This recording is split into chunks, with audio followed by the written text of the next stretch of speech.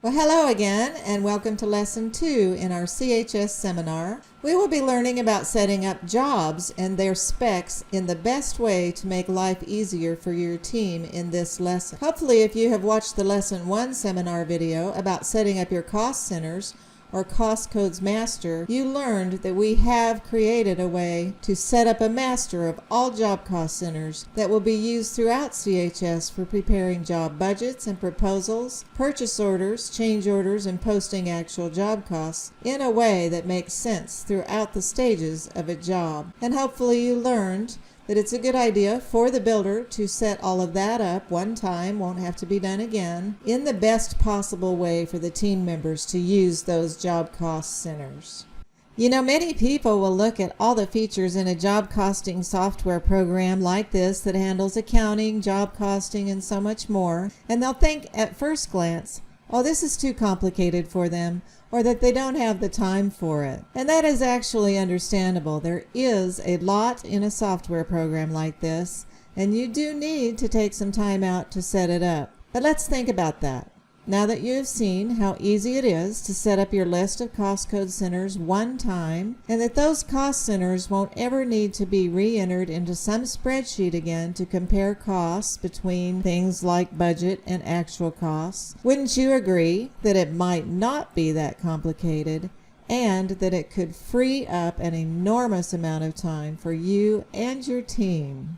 So let's start talking about something that you will recognize and be able to set up easily also, and that's about setting up jobs, their specs, and some departments or divisions to attach those jobs to for financials. And when you set up a job, you will be giving each job a job code that you probably saw in various places in the previous lesson, and that job code will be used to identify the job all over the place in CHS. On several data entry screens, you might be selecting a job and a cost code, and once those lists of jobs and cost codes are set up, you will always be able to use a drop-down list to select from them anytime you need them. It does turn out that our custom home builders might also be building a spec in addition to custom homes, or we have several customers that also do remodeling jobs using CHS, even though it is specifically designed for custom home builders. But those remodelers do add or adjust some cost code centers to use for their remodeling jobs, and we have added a way to mark items that are behind the cost codes with what rooms or areas they will be in for the particular job, which has proven the most useful to remodelers. And we have some builders that also handle property management. So not only do you set up a job and mark what type of job it is, like custom, spec, or remodeling, rental, or whatever job types you like, you can also set up departments, or if you prefer, you can call them divisions, so that you can get job cost reports and financials like profit and loss statements or cash flow statements or more, either by job or by department. Some builders like to print out a financial statement for maybe the property management department, or just for the specs versus the custom homes, to see how well building each type of job does. And then, of course, when you first set up a job, you will need to have a place to enter some specs and measurement quantities from your plans to drop in when starting a new job budget or estimate, and a place to upload and store those plans for easy access, which we have in CHS, in order to easily attach those plans to various messages to your trades and suppliers or other team members. So let's get started on setting up jobs. Okay, let's get to setting up jobs or looking at how they are set up. And first of all, I'd like to mention that this line of menu options right here is quite often the place that project managers and builders will be after they've dealt with setting up cost codes, etc. And this one here has several things that project managers or builders might be working on, like change orders, vendor bids, job budgets, etc. But we are interested in looking at the list of jobs that we have set up. So let's open that. Now what you'll see here is a list of jobs, and you can see they all have a little code. Now different builders like to give different types of codes, like this one is based on the address 11 River Run, H11 River Run. And then if I go to S's, you can use the alphabet button to do that. This one has the home buyer's name as the job code, and this one has the home buyer's name. And if I show all, You can see the different things here like that. If you decide you don't like how you did the job code, you can click this where it says change code. Maybe I'm wanting to change this to Garcia Paul instead of 601 Carport because I'm using buyer names. So it will ask me what the new code is. And when I put it in and say change the code, I'm not going to do that right now, but when I put it in and change the code, it'll change the code everywhere in CHS for that job. It'll update everything. You can do 10 digits for a code. I suggest using all caps when you do it. And to add a new job, you will put in a job code and then a screen will open to set up the job. Now take a look here. Remember how I was talking about how you can put jobs in different departments? And if you start scrolling down here, here's a department PM for property management, a department REM for remodeling, a department for spec. This job is in that department for spec. You can also see what builder has been assigned to it, and you can see a type for these jobs. So there's custom, remodel, rental that goes with the PM department basically. So those things I was talking about on the previous screen where you might have different types of jobs, you're marking them, and I'll show you that here in just a minute. And also what you'll see here is active, yes or no, what if, mostly no. When you click to open this job, you can set something to yes or no as what if. And let's take a look at what if jobs we have by clicking this button up here. We have a what if job called floor plan A and one for floor plan B. And this is probably because this builder decided to set up a template job to use to set up a budget, because about all you can do with something that you mark as what if is create a job budget. You can start a new job budget by copying a budget from another job and then tweak the new job's budget as needed.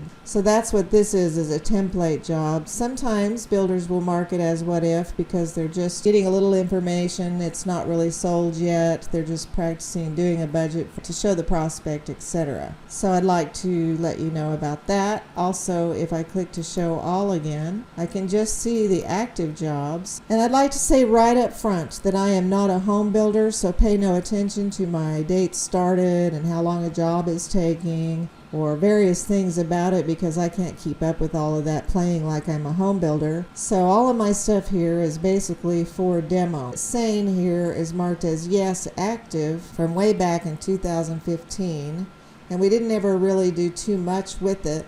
And I have opened the owner review that you can open right here. And I want to show you something. It says of open active jobs. Now if you scroll down here, you'll see that same keeps showing up here because it's for open active jobs. So if I go back to the jobs list, the way you set something to inactive is simply click on the yes here and it will switch to a no. And if I go back to the owner review and I refresh it, you're going to see that we no longer have sane in here. So that's how you mark things as active or not. The other thing is that you can do jobs dashboard, and I have it open here. And if you do the drop down list, you'll see only active jobs, and you'll see that sane is not in here. It just makes it so that when you open this jobs list, you can just easily see just the active ones real quickly. And the point of selecting just the active ones is the great reports and labels are going to be based on a search that you can do. So if I did job labels, it would be just the active ones. If I did a jobs list report or jobs grouped by status, and by status we mean sold, closed, or in inventory, this is just showing ones active greater than or equal to 0, because behind the scenes it's either a 0 or a 1. If it's greater than 0, it means it's showing all the active, but it'll give you a clue as to what you searched for when you do these that are based on search results. Now let's just say I do a search and I just want to see everything for some subdivision, which you can set up and attach to, which might be a project. We just use the word subdivision, but you can group jobs in various ways and set up whatever you want as subdivisions. And I'll submit my search. It's already showing active yes because I had selected that right up front. So when I do that, I only see ones in the subdivision Peaceful Valley. And if I ask for a report, maybe a job manager's report, I am seeing subdivision equals Peaceful Valley. So you're only seeing what you searched for if you make reports of ones up here. So you want to see job starts, jobs sold, I'm not going to open and show all of these reports. There is, by the way, detailed help for setting up jobs by clicking help on that screen, and a help document that you can open as a PDF that is going to give you a lot of the information that I'm giving you here. And it's showing adding a new job like I talked about after a job code is entered. It's showing you the screen where you're setting up a job, and then it starts telling you step by step what every field on that screen is and what it's for. So I'd like you to know that that's there. I'm going to just talk it, so I'm just going to close the current tab. And there's a video about it. There's a video about job specs that I'm going to mention in a minute, particular for that. A video about how the home buyer can get online and see various things, and I'm just going to show you that real quickly here, but you can get more detail about handling that. Various job management tools and reports that are on this jobs list. And one very important thing is that for each one of these, let's just show all. I'm not sure what I've asked for here. And let's go to L's. I believe I have quite a few here. But you're seeing the word plan room right underneath the job code. So you can jump real quickly to see what plans you may have uploaded for the job. And when you upload them, it'll ask for you to give it a title so it can mean something sort of to you here. And you can see whether it was a PDF or a JPEG that you uploaded. Let's just do the site plan real quick and we can see it right here, whatever the builder uploaded for that. Then you can send, you can click this button to send it to whoever you like, and CHS will open a comment for you to send it with the plan attached. Or there's been a small URL assigned to the plan, which is right here, and you can highlight over this, do Control-C to copy it, and then in your own email or however else you're communicating with somebody, maybe one of your trades, you can paste this link and they can just click the link in whatever you sent and open these plans after you upload them. So I wanted you to know that there's a place to put plans, which you might be using when you're doing bid requests. The other thing is that there's something about opening Job Report Central for the job, which looks like a little briefcase, which means you can get all sorts of reports just about this job, most reports that are related to this job. That is also available if you're over on the jobs dashboard. You're going to see that little briefcase right here. This also goes to the same place. This is where I've selected a job and I'm only working on things for one job, like the budget or the estimated cost at completion. So let's go back to the jobs list. Notice also, like I said, there's a builder assigned to these different jobs. This one is James Randall and George Brown. So if George Brown logged on and tried to go to that jobs dashboard and select Lavelle, because George Brown has a lower level of permission, George Brown will probably not be able to get the stuff to work on for Lavelle. Now, anybody who has a high level like controller, etc., can do the jobs dashboard from any job, or anybody that is listed here to be involved. James Randall has a high-level permission because he's the owner, and me because I'm an estimator and controller, but George Brown has a lower-level permission so as not to get into the accounting, etc., and that means he'll be limited as far as what jobs have been assigned to him. So let's go ahead and show all here. And I'd like to open the Smith-John job that I'm always talking about. So this is a screen that a builder should be able to understand. First of all, the job code is here in dead because you change it over here on the list.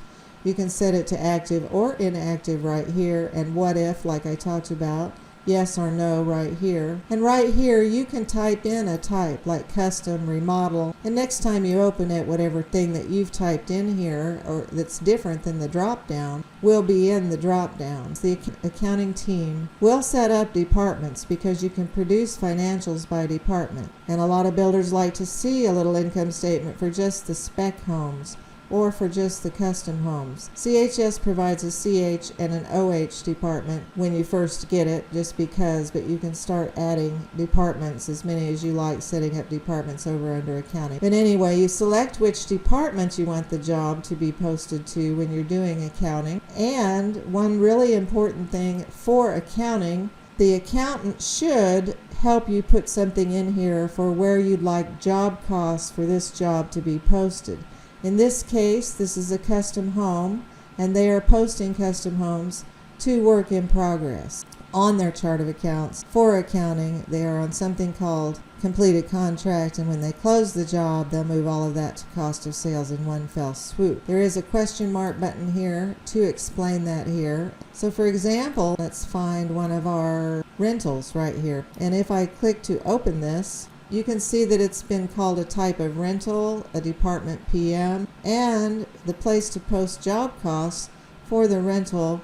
They've selected 3676 rental maintenance that will drop in when you start a new bill. When you start a new bill, that will drop in, but if you're paying for something else like property taxes for that, you can change the GL for that bill. Now if we have a remodel job, I think we have one here, and we open that, we've set it to type remodel, department remodel, and we've given that one cost of sales remodeling because we're posting the cost right away when we do remodeling jobs and we're not doing waiting till the job closes. So let me just demonstrate something that happens so you understand why you're doing that. I've gone over here to where you enter bills, and I've just selected randomly Acme Brick, and I want to do a job related bill, and let's say first thing I'm doing is selecting a job to post this bill to. So let's select it, and I'd like you to see how things drop in. CH dropped in as the department, which you can see what that is.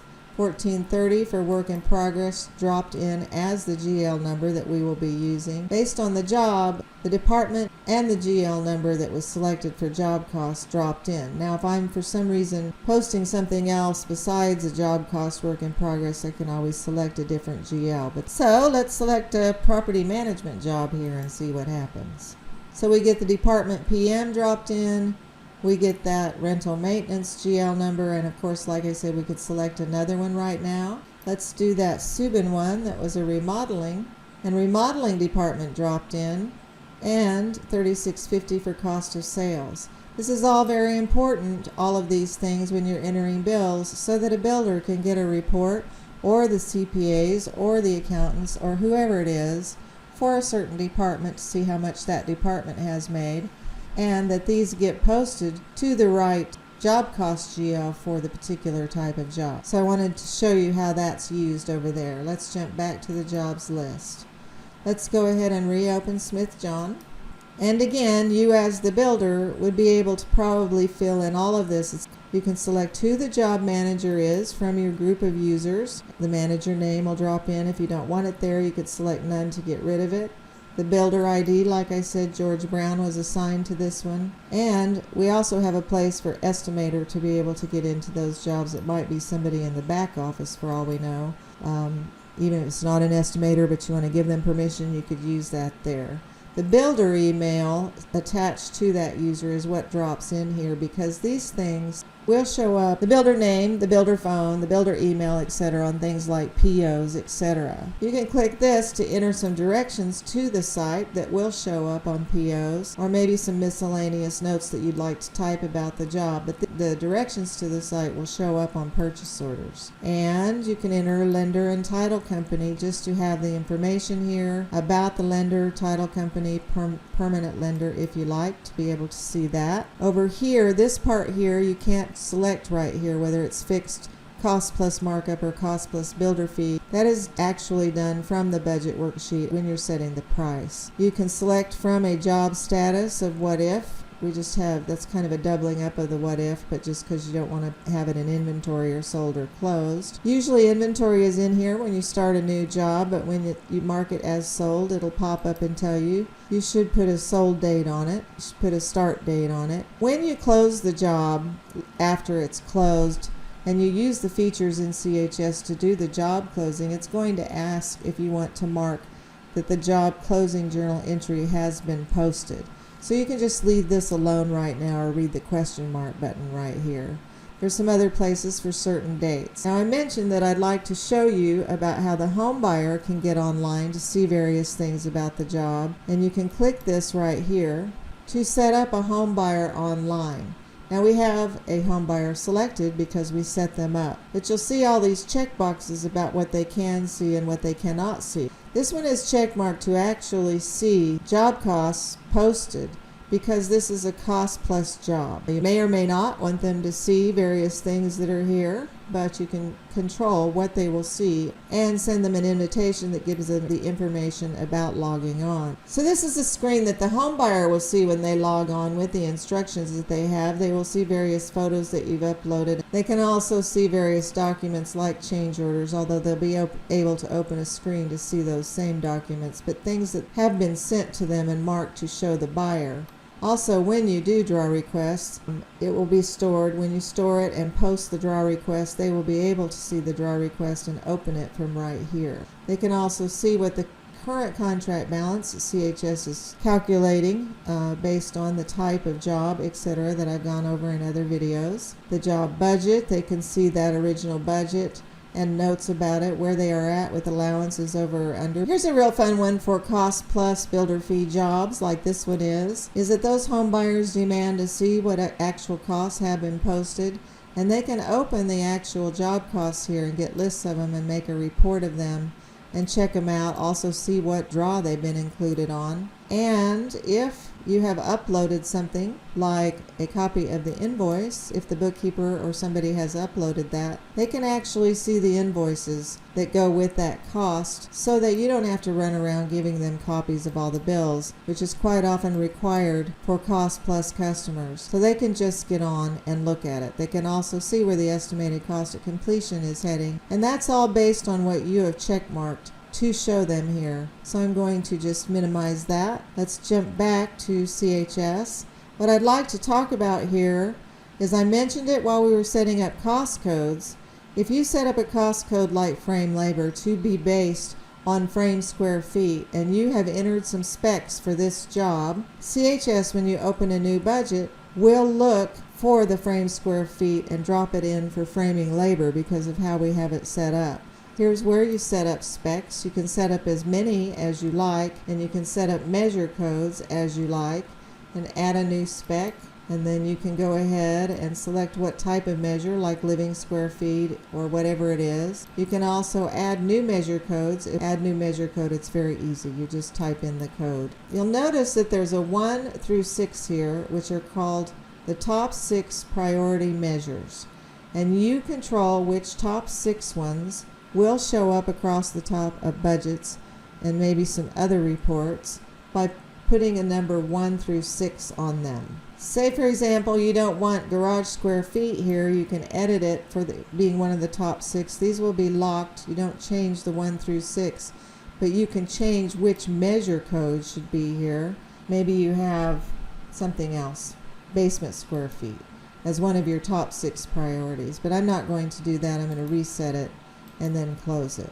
Then you can just start adding as many as you want, so that, say you have roof square feet and you want this quantity to drop in when you're figuring out what you're going to be paying the roofer for labor. Who knows? You are a builder. You can do this better than I can. If you change the quantity, you might want to update everywhere that use living square feet on your budget, so there's a button here to do that. And the items behind lines on your budget that you might have used a measure that's set up as a spec, you can update items. And it will show you everything on the budget that has used living square feet as its measure. And then if I change the quantity, I could just start clicking to change the quantity to the new one. So that's what these are, these specs. I think that that's probably all that I'd like to show you, because I think you can understand this just based on that and using some other help about how you can search for things, how you can get reports based on searches.